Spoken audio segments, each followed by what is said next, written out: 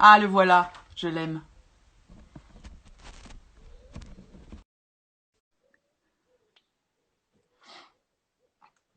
Il se coiffe. En vrai, tu m'as fait attendre, j'ai eu un moment de solitude. Mais non, mais c'est toujours comme ça. Tu sais, tu cherches ton peigne, il est pas là. Et tu sais quoi, Alain, il me dit, mais il est en retard parce qu'il se coiffe. Ben voilà. Non, mais alors, mais Alain, bisous. Ben voilà, tu vois, Alain aussi, ça vaut le coup d'avoir son point de vue sur la sécurité. Eh, dis donc, c'est dur aussi de cadrer, quoi, avec tes cheveux. Mais mec, meuf, c'est un enfer. En plus, je te signale que là, c'est une touffe confinée. Il y a plus y a plus de coiffeur. Là, mon coiffeur est mort. Alors attends, avant de commencer, il y a mon filleul, Antoine, qui a 7 Oh, ans et demi, qui te regarde, là. oh. Alors j'ai fait une grande dédicace, parce qu'il regarde tes émissions, et donc du coup, je fais Bi- une petite dédicace. Voilà. Bisous. Je vois qu'il y a Jérémy aussi qui est là. Salut, salut les copains. Salut Jérémy, tout le monde. après, on va faire le live. Il fait le live, alors attends, que je me trompe pas, je crois que c'est mardi. Magnifique, Ouais. magnifique. J'adore cette personne. Mais tu sais que tu Salut. risques de faire la plus mauvaise audience de live de toute ta vie. Peut-être. Écoutez, c'est vrai. Bon, écoutez, en même temps, Ça je sera suis pas de content ta de te faute, voir. ça sera de la mienne, hein, mais Je bon. suis content de te voir, Fanny. Mais moi aussi, mais merci d'avoir accepté en plus, c'est cool. Merci Avec beaucoup. plaisir. Mais écoute, moi, ça me fait Ah, très plaisir de pouvoir partager les backstage un peu de notre métier. Et tu sais que j'ai la pression parce qu'il y a Hervé, l'habilleur qui est là. Et je dois le convaincre avec ce live qu'il faut qu'il fasse le live la semaine prochaine. Bah alors, Hervé, il est chic. Dans les lives de Gwendal, on a la météo de Paris en direct, c'est top. Bah oui, là, on est sur un ciel qui va être gris, hein. Clairement, ouais, Ah ben, on sait écoute, pas toi, trop t'es à comment va se Paris, passer sur le ta week-end. péniche. Paris sur ma péniche, ouais, donc j'ai quand même énormément de chance. Donc voilà, confiné sympatoche. Cool. Bon, on commence, mon Gwendal. Ah bah, on commence, allons-y. Cool. Moi, donc, je t'ai rencontré sur. Bonjour Fanny, tu sais, on commence vraiment. J'ai pas compris. Non, c'est bonjour Fanny, comment ça va? On commence. Faut que j'arrête de toucher mes cheveux parce que c'est un tic. Donc, toi, je t'ai connu sur la comédie musicale Résiste, du coup, il y a Ouais. quelques années. Moi, il y a deux choses qui m'ont marqué chez toi. C'est que la première, c'est que on a l'impression que tu es à l'aise partout. Oh. Et la deuxième, c'est que ben, tu chantes, tu danses, tu joues la comédie. Et du coup, j'ai eu Mathieu Gonnet cette semaine, en live aussi, Mhm. et qui m'a dit que lui, il était tombé dedans quand il était petit, parce que ses parents étaient musiciens. Et est-ce que toi, c'est ton cas aussi? Ouais, exactement. Tu m'as connu sur la comédie musicale Résiste, j'avais 19 ans, faut le savoir. Ouais. Donc c'était mes toutes premières grandes salles et c'était mes premières fois avec plein de choses. C'est-à-dire première fois avec autant j'avais eu juste The Voice comme expérience pour avoir des musiciens, des écrans, des médias, tu vois, avec autant de corps de métier.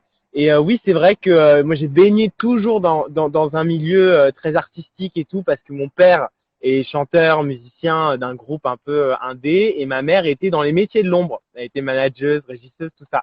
Sauf que c'était absolument pas dans le monde où je suis maintenant. C'est-à-dire que eux, c'était un trip contre les médias alternatifs, tu vois, limite punk et tout. Ah ouais, donc là, Donc, t'as le rebelle de la famille, là. non mais rebelle de la famille. Et je te dire, d'ailleurs, mon rep a jamais compris. Tu vois, c'est-à-dire que ma mère, elle a quand même eu ce recul de se dire bon bah allez, on va écouter France Gall et Michel Berger au Palais des Sports. Et quand un an et demi après, je leur ai dit bon bah là, ça va être les Bee Gees. Ma rhum, elle a fait OK, bon, alors les Bee Gees au Palais des Sports, on y va.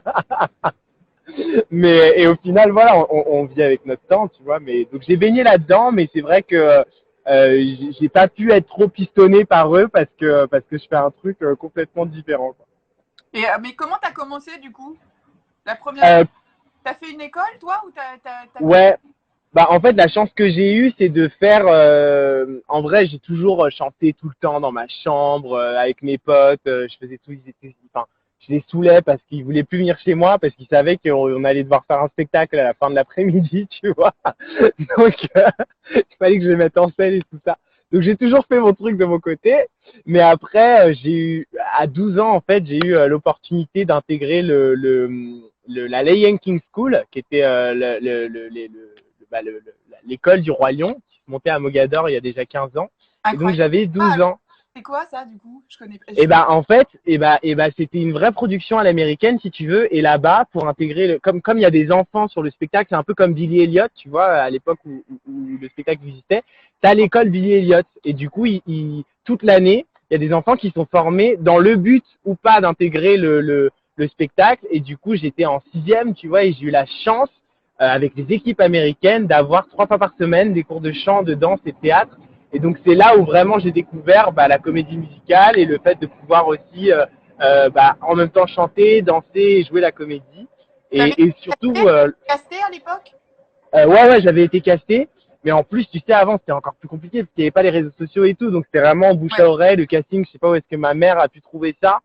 Et elle s'est dit, est-ce que ça t'intéresserait d'y participer? Tu vois, elle avait peur aussi que je me confronte à me prendre des noms, tu vois. Enfin, 12 ans, c'est jeune, tu vois, pour. Tu disais déjà à l'époque que tu avais envie de faire ça. Ouais, j'ai toujours su que je voulais faire ça. En fait, la vraie histoire, c'est que quand j'étais tout petit, j'accompagnais toujours mon père, moi, à ses concerts. Et je devais avoir 3 ans et demi, 4 ans, tu vois. Donc on était, voilà, avec des punks, bar fumeurs, tout ça. Tu vois, il devait être 2 heures du matin. Et donc moi, je suis là et impossible de me coucher. Tu vois, j'étais hyper sage. Je regardais mon père avec. Je t'entends plus. Merde. Ah, ça y est. Le truc, c'est que je suis monté sur scène. À la fin du concert, il m'a fait monter sur scène et j'ai chanté une chanson que j'ai appris en maternelle devant des rockers, tu vois, à base de train-train, chouchou, tout ça, tu vois. Et je suis descendu de la scène et je sais pas, je me suis dit, bah, ouais, je veux faire ça aussi. C'est ça que je vais faire. Ouais, c'est génial. Ouais. Du coup, c'est quoi ton parcours? Alors après ça, après l'école du Royan, là, tu as fait quoi du coup? Bah alors après du coup ça a été toujours essayer de mêler de réussir à mener de front l'école et l'artistique parce T'étais que bonne c'était quand élève? même. T'as dit quoi? T'étais bonne élève? Pas du tout. Tu sais que Pas du tout. c'est beaucoup de gens. Hier, j'ai eu Stéphane Plisson. Et c'est pareil, Oui. c'est nul à l'école. Ben non mais un enfer mais en plus et puis c'est un cercle vicieux, c'est-à-dire que t'es pété à l'école et puis tu loupes l'école pour faire ton truc donc t'es encore plus pété parce que tu prends du retard et tout ça. Donc moi ça a été ça tout le temps mais en revanche essayer d'avoir toujours un bon comportement et tout c'était le deal avec mes parents, tu vois. Pas d'avertissement de comportement et on te laisse faire tes trucs, avertissement de travail on regarde pas trop, tu vois. Mais alors si jamais tu nous Comportement. ramènes ah bah non là je me faisais laisse tomber, j'aurais pu me faire raser la tête. Et alors, quand est-ce que tu as switché et que tu as arrêté l'école pour faire que ça? Et ben après le bac, c'était aussi le deal un peu. Puis même moi, je sentais que c'est un petit conseil hein, pour ceux qui ont envie de se lancer aussi. Tu me diras, bah toi qui es en plus, toi qui es de l'autre côté. Moi, j'ai eu l'impression très tôt, parce qu'après là, on regarde plus, tu vois, à mon âge, on regarde plus forcément le bagage des études et tout. Mais à l'époque où tu dois choisir entre deux jeunes qui n'ont pas d'expérience, à qui tu dois donner ta chance, et tu te dis ok bon il y en a un qui a le bac qui est allé jusqu'au bout même si on sait que l'école c'est relou pour la plupart des artistes parce que c'est pas là c'est pas ce qui les fait vibrer et quelqu'un qui ne l'a pas malheureusement heureusement tu vas choisir le fait que lui ne lâche pas tu vois en cours de route même s'il y a des choses qui l'agacent même si tu vois il tient et donc du coup même pour moi personnellement j'ai voulu aller jusqu'en terminale passer mon bac et tout et par contre une fois Ouais, d'accord, salut. alors, t'as fait quoi du coup? Et après j'ai travaillé très vite. En vrai, j'ai vite fait quelques mois d'une école pareil de chant, de danse, de théâtre à Paris qui s'appelle l'AICOM. Mais sinon en vrai, c'est à ce moment-là où juste avant depuis mes 16 ans, j'étais sur un spectacle qui s'appelle Ado qui joue Mhm. encore Ouais. que j'ai joué pendant 4 ans et donc là j'étais sur scène plusieurs fois par semaine et puis après il y a eu The Voice. Et juste après The Voice, il y a eu Resist. Après Resist, ça c'était Night Fever. Après c'était Et là, Night Fever, Zanzibar. The Voice, 18 ans. ah ouais, donc en fait, c'est ça qui t'a fait repérer ou pas? Je pense que oui. Je pense que sans The Voice, j'aurais sûrement pu faire ce que je fais actuellement, tu vois. Mais c'est-à-dire que grâce à The Voice, ça a été un tremplin énorme. Et je pense qu'effectivement, et puis tout s'est fait dans l'ordre, tu vois. C'était cool d'avoir fait The Voice, puis d'ensuite enchaîner sur Resist, et puis d'ensuite enchaîner sur. Et moi, j'ai une reconnaissance infinie pour les équipes de The Voice parce que, enfin voilà, on s'entend toujours aussi bien et ça me fait toujours autant plaisir de revenir sur le plateau pour pour présenter ce que je fais et c'était une expérience, mais c'était dingue, tu vois. À l'époque, on parlait quand même d'audience, on était sur du 9 millions de téléspectateurs. Ta vie change du jour au lendemain, effectivement. Bien sûr. Tu te souviens de ton premier projet pro payé? Alors, ça a légèrement coupé. Tu m'entends ou tu m'entends pas? Alors, attends. Tac, je vais enlever ça. Attends, je t'entends.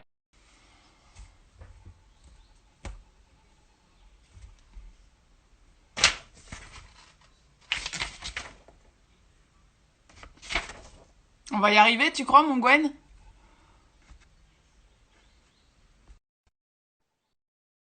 On va y arriver, hein. Vive la cagne. Écoutez, je sais.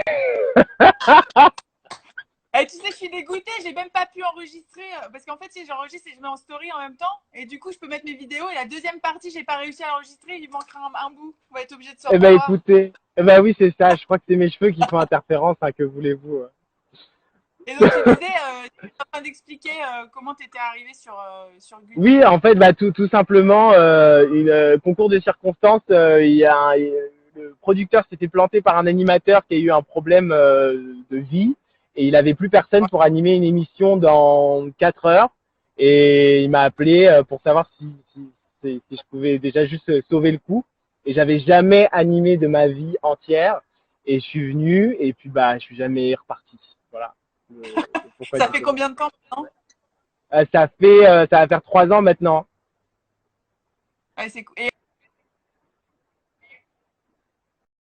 Alors attends, parce que alors, ton réseau, ma beauté, ça doit être le tien, hein, mais alors je t'écoute.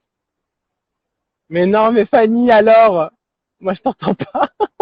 Toi, tu m'entends ou pas? Tu m'entends?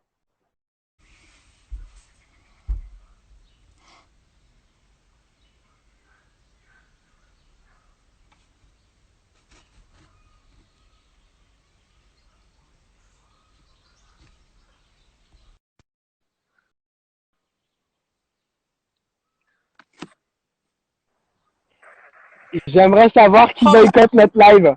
je sais pas ce qui se passe. Hier, il n'y a eu aucune coupure. Ben oui, je sais.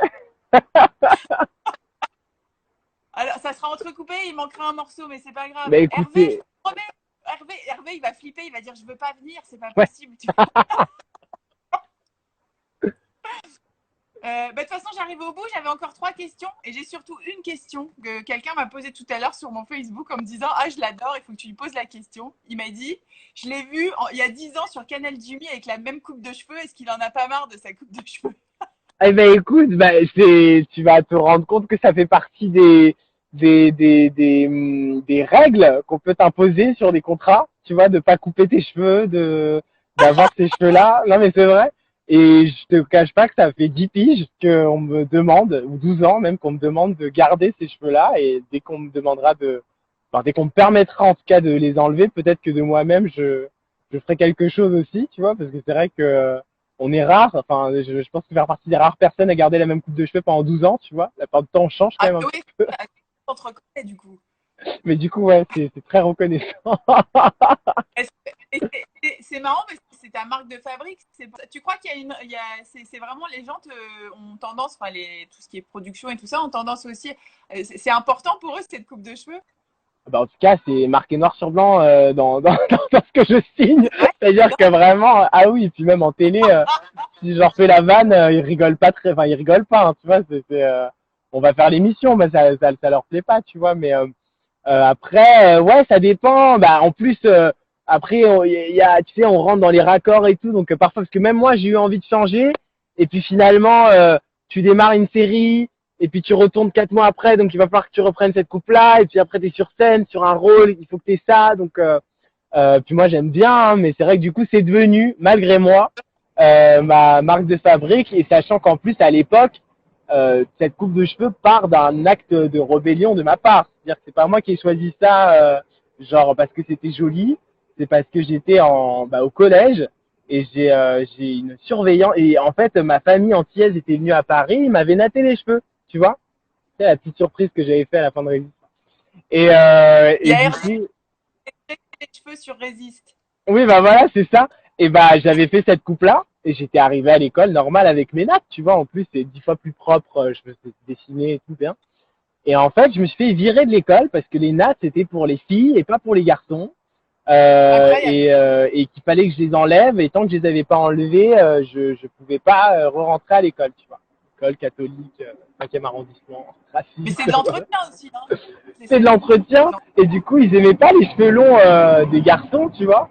Et du coup, j'ai dit, bon, bah, ok, j'enlève. Et je suis arrivé, ça a fait un soleil, comme ça, tu vois.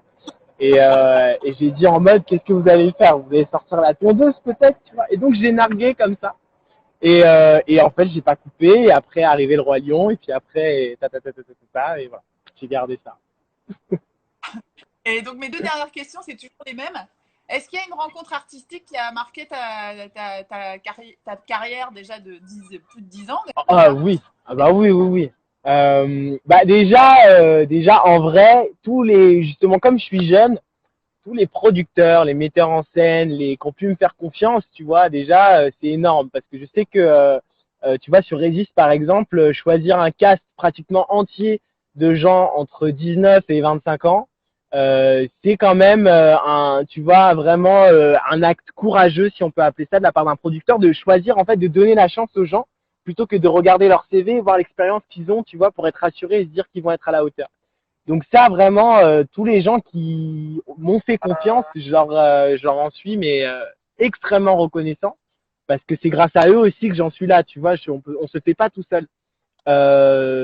Parmi les producteurs, il y a eu Roberto, Robin Productions, Thierry Suc et tout, c'est vrai que je garde en Jean-Marc Dumontet, très fort, qui m'a quand même donné ma chance à 16 piges. J'aime beaucoup Thierry, moi personnellement, tu vois, parce que je trouve que c'est un producteur qui a une vraie âme artistique, qui aime beaucoup les C'est artistes vrai. et voilà, on s'entend bien. Donc tu vois, par exemple, moi, c'est une rencontre qui aura marqué effectivement ma carrière et évidemment, je suis obligé, Stéphane Jarny aussi, de manière incroyable et je suis obligé de te citer France Gall parce que France, Bien ça a sûr. été quand même, enfin, si on m'avait dit un jour que juste j'allais la rencontrer, que j'allais travailler avec elle, que j'allais gagner des prix avec elle, tu vois, que j'allais faire limite partie de sa famille, en fait, j'aurais cru personne, tu vois, et voilà, elle est partie évidemment bien trop tôt parce que ça a avorté toute une relation qui s'annonçait longue, riche et belle. Mais en tout cas, je me sens chanceux d'avoir pu partager ces trois, quatre dernières années, tu vois. Bien sûr. Et alors, la dernière question, c'est est-ce que tu as une anecdote un peu drôle à nous raconter qui t'est arrivé sur un projet? Ah ouais, bon, des anecdotes, non mais des anecdotes, j'en ai plein. D'ailleurs, on est en train de les recenser là avec une autre de mes meilleures potes qui s'appelle Alexandra Trovato pour faire un truc un peu stylé. Mais il nous est arrivé un truc, enfin moi il m'est arrivé un truc sur Saturday Night Fever. Euh, Newton qui nous dit les gamelles. ouais, non Une mais alors chute. déjà, mais regarde, tout le monde est en train de dire ça. Alors oui, oui, oui, je tombe souvent. Faut savoir que je suis myope en fait, donc je crois que c'est lié. Et donc t'inquiète, je suis en train de résoudre l'affaire. Après le confinement, la première chose que je fais, c'est des lentilles, vraiment. Parce que faut arrêter là, à un moment donné, j'ai fait peur à trop de gens, à moi le premier, tu vois.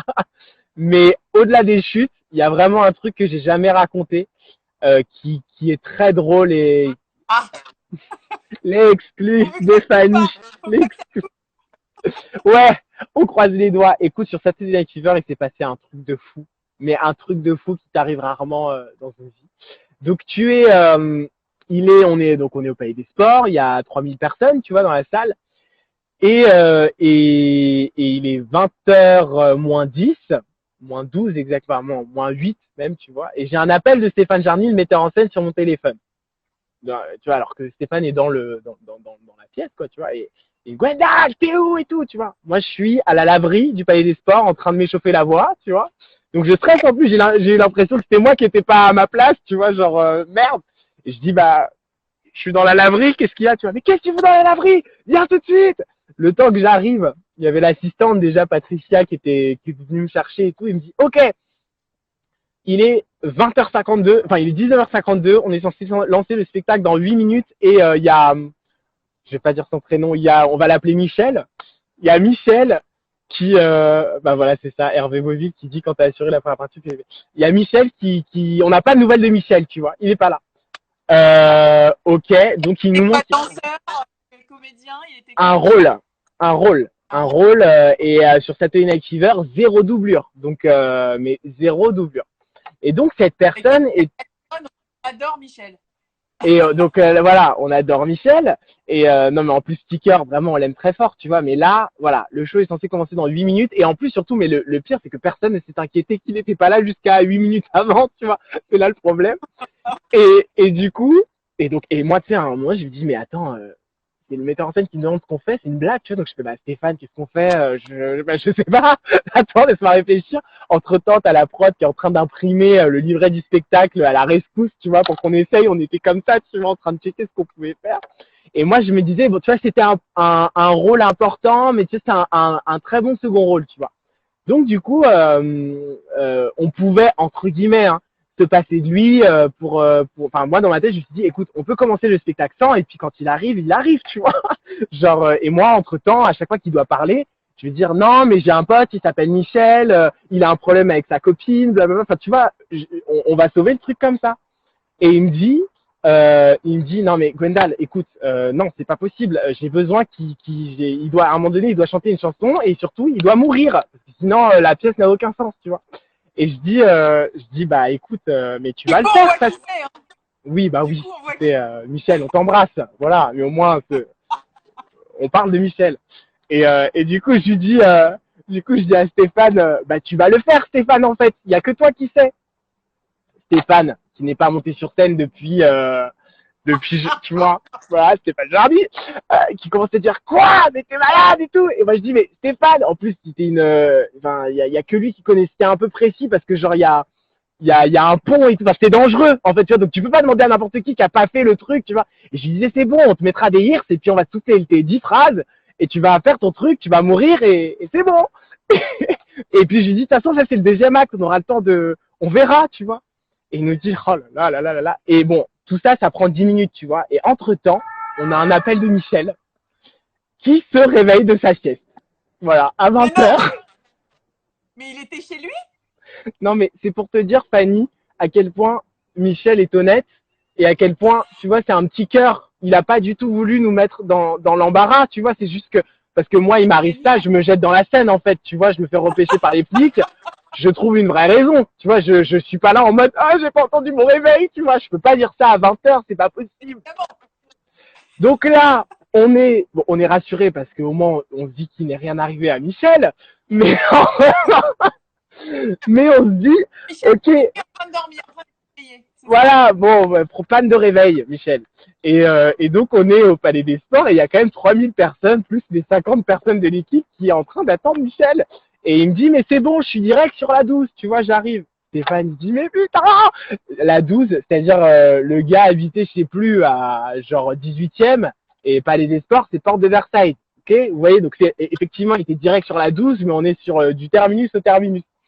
Donc Steph pète un câble, dit, mais appelez-lui une mototaxi tout de suite. Donc voilà, la prod essaie d'appeler une mototaxi qui va le chercher. Entre-temps, moi à la base, j'étais juste censé faire une annonce backstage, tu sais, genre un souci technique nous empêche le bon déroulé du spectacle, merci de votre patience, tu vois. Parce qu'il était déjà 20h05. À 20h15, Roberto, un des producteurs, pète un câble et dit « Gwendal, tu vas sur scène !» Et je dis, parce qu'en plus, il faut savoir, Fanny... C'est toi qui commençais? C'est toi qui commençais?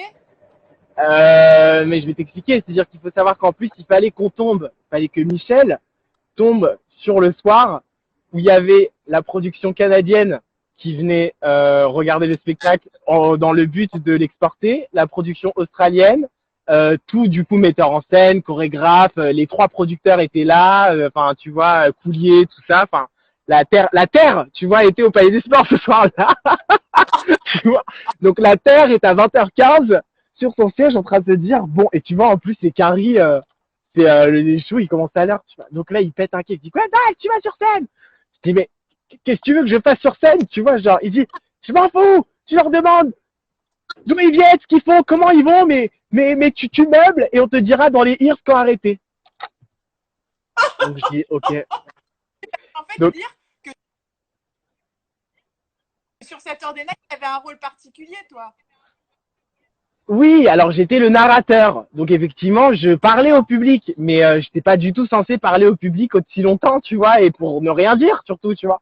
Donc on fait une tortue improvisée où il y a tout le monde qui m'envoie une bonne énergie et tout, donc trop mignon. Et puis Stéphane qui est là en mode bon bah les gars, on y va.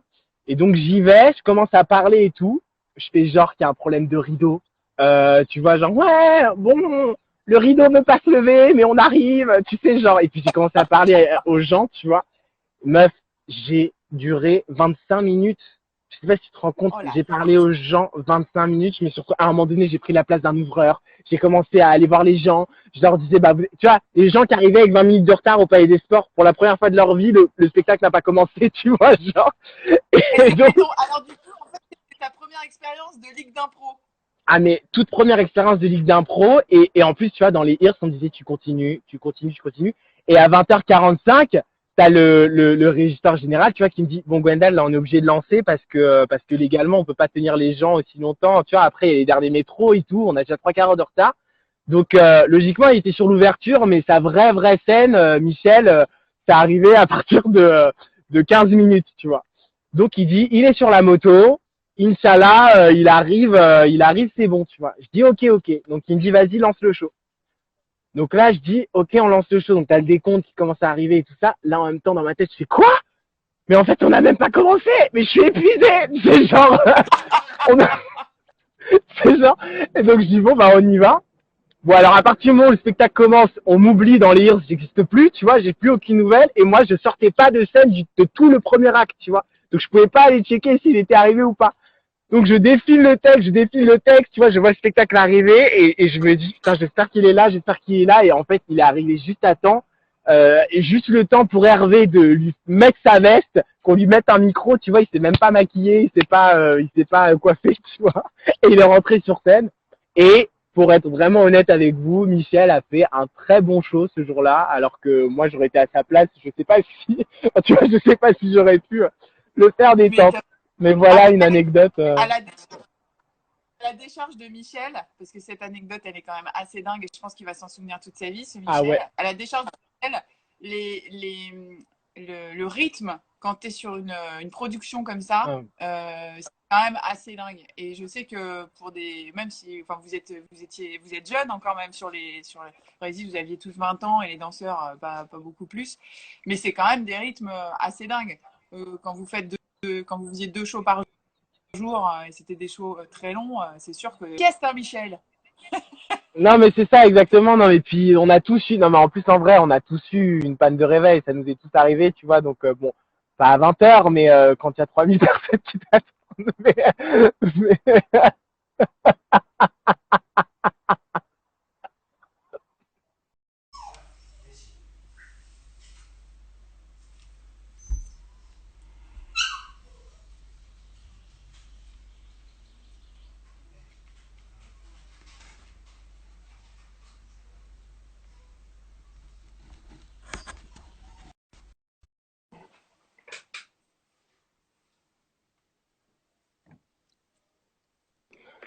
Voilà.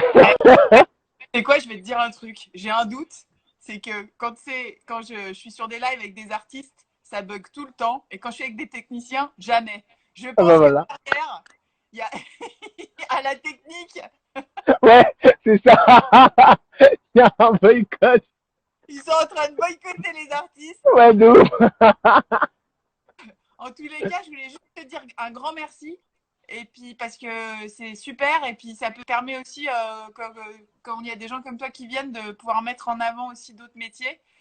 Et comme tous ceux qui sont dans l'ombre, comme on disait hier avec Stéphane. Et donc merci. Je sais que toi, il n'y a pas de différence pour toi entre les artistes et les techniciens. C'est génial. À jamais. Et en plus vraiment les copains, en tout cas si tous ceux qui n'ont pas forcément la vision, tu vois, j'ai une moi quand je prends la parole parce que je sais que tu sais au début du confinement qui a été d'ailleurs je m'étais exprimé un peu sur Twitter et des gens n'avaient pas forcément compris, enfin tu vois, parce qu'à la base on a confiné exclusivement les métiers artistiques, tu vois. On a décidé de dire ah bah non, alors là le virus c'est que ça se transmet que pour les concerts, tu vois, genre des rassemblements de 5000 personnes, 1000 personnes, 100 personnes, etc. Et donc là, j'avais mis en avant juste cette injustice et le fait de, évidemment que c'était pas moi qui me sentais le plus en danger parce que j'ai la chance, tu vois, d'être bien et d'être privilégié, mais que les gens, ce dont les gens n'ont pas conscience, c'est tous les gens qui sont derrière. Et il y a des pères de famille, il y a des mères de famille, il y a des gens qui ont tous un loyer à payer, tu vois, et qui n'ont pas tous les privilèges que peuvent avoir des artistes médiatisés. Et ça va encore plus loin que les gens que vous voyez, parce que quand vous allez dans une salle, vous allez voir le placeur, d'accord. Si vous êtes un peu curieux, vous allez voir le régisseur, celui qui s'occupe des lumières. Peut-être que vous allez capter un technicien qui va passer pendant le show, mais derrière, il y a effectivement toute la production, tous les assistants de production, ceux qui nous font juste à manger quand on est en tournée, le chauffeur du bus, les techniciens plateau évidemment, les hommes d'entretien, ceux qui s'occupent de notre sécurité ou de la sécurité de tout le monde. Enfin, et tout ça représente évidemment des milliers de personnes et des milliers de personnes qui se sont retrouvées orphelins de tout travail et surtout pour le moment d'un flou sur la reprise de leur activité. Là, évidemment, on est tous plus ou moins dans la même situation parce que voilà, je crois qu'il y a à peu près 10 millions de personnes qui sont au chômage partiel, donc tout s'est gelé. Mais c'est en ça que je m'exprimais, c'est parce qu'en plus, je trouvais ça un peu difficile que face à ça, on me rétorque tout de suite, non mais mec, arrête, nan. Puis de toute façon, c'est pas essentiel, c'est pas, on peut s'en passer, tu vois, les concerts, on peut s'en passer. Et j'avais envie de leur dire, mais les gars, ne pensez pas que je suis en train de parler de moi et que je prends ça personnellement, c'est que on peut s'en passer. Et finalement, tu vas sur les profils de ces personnes-là, et la première chose qu'ils sont en train de partager là maintenant, c'est les gens qui sont en train de chanter devant leur balcon. C'est parce que la musique, ça fédère et qu'on a besoin de musique, on a besoin d'art, on a besoin de se divertir, ça fait partie de tout. Il n'y a pas Donc que ça. vraiment. Ce qu'on disait tout à l'heure, c'est la télé, le cinéma, la radio, et donc ces gens qui te disent ça, c'est parce qu'ils n'ont pas d'enfants à mettre devant Gulli. Hein. Ouais, mais c'est ça. Non, mais bien sûr. Enfin voilà, donc ça a fait plaisir de passer un petit moment avec toi. Merci beaucoup, beaucoup. Et je suis désolée pour toutes ces coupures. Moi, je te fais des gros bisous. J'ai vu qu'il y avait Caro qui est coiffeuse et qui est là aussi la semaine prochaine sur un live. Il y a Hervé. Hervé, on peut dire que tu es d'accord, on va dire ça. Et je vous fais oui, le consentement. Merci à toi et je te fais plein de bisous, mon Gwen. À très vite. Bisous. Je vous embrasse fort. Bisous.